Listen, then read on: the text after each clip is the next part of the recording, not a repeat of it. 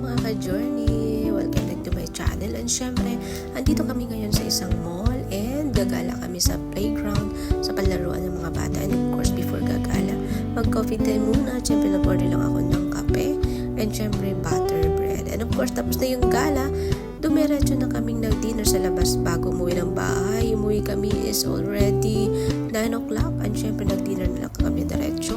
And of course, ito yung order ng amo ko, tom yum soup ng Thailand. And so, tumikim lang din ako nito guys, no? Kasi napakaanghang. And of course, yung order ko ng pagkain, hati kami ng alaga ko para, grabe guys, bukas na naman yung diet palagi. Hirap mag-diet pagkasama sila. So, ito yung order namin, chicken and with fried noodle. Syempre, hati kami ng alaga ko na natatawa ko, inom siya ng tubig. Yun pala, medyo spicy.